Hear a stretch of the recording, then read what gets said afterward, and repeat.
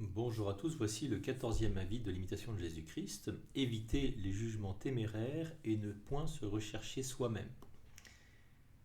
Tournez les yeux sur vous-même et gardez-vous de juger les actions des autres, dit l'imitation. En jugeant les autres, l'homme se fatigue vainement, il se trompe le plus souvent et commet beaucoup de fautes. Mais en s'examinant et se jugeant lui-même, il travaille toujours avec fruit. Alors il ne s'agit évidemment pas ici d'introspection malsaine, mais plutôt de cette parole de Jésus qui nous dit qu'il ne s'agit pas de regarder la paille qui est dans l'œil de son voisin, mais de voir la poutre qui est dans le sien. Et le premier qui doit se convertir, ce n'est pas mon voisin sur qui je n'ai aucune prise, c'est moi-même. Le premier dont j'ai la charge dans ma vie, eh bien c'est moi, le premier qui doit devenir saint, le premier qui doit se préparer, tout faire pour aller vers le Seigneur, pour aller au ciel. D'où vient ce problème de discernement? Eh bien, d'ordinairement, dit l'imitation, nous jugeons les choses selon l'inclination de notre cœur, car l'amour-propre altère aisément en nous la droiture du jugement. Si nous n'avions jamais en vue que Dieu seul, nous serions moins troublés quand on résiste à notre sentiment.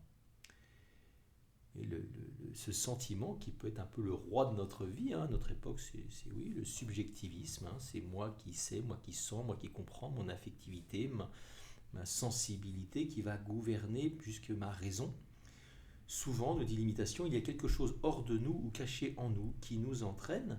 Plusieurs se recherchent secrètement eux-mêmes dans ce qu'ils font et ils l'ignorent. Le problème de fond, c'est ça, c'est qu'il y a un amour-propre qui fait qu'on n'a pas de discernement pour voir ce qui est objectivement juste.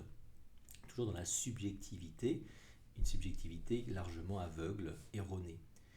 Ils semblent affermis dans la paix lorsque tout va selon leurs désirs, mais éprouvent des contradictions. Mais s'ils éprouvent des contradictions, aussitôt ils s'émeuvent et tombent dans la tristesse. La diversité des opinions produit souvent des discussions entre eux.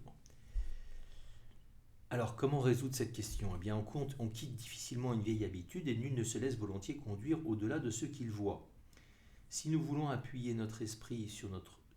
Si vous vous appuyez sur votre esprit et sur votre pénétration, plus que sur la soumission dont Jésus-Christ nous a donné l'exemple, vous serez très peu et très tard éclairés sur la vie spirituelle, car Dieu veut que nous lui soyons parfaitement soumis. Vous voyez, se fier à Dieu, à sa parole, plus qu'à notre jugement propre, voilà, qui nous trompe pour le coup souvent. C'est-à-dire que non pas l'orgueil de la raison, une sorte de raison autonome, mais la docilité de l'amour à Dieu. Dieu veut que nous lui soyons parfaitement soumis et que nous nous élevions au-dessus de toute raison par un ardent amour. Moralité.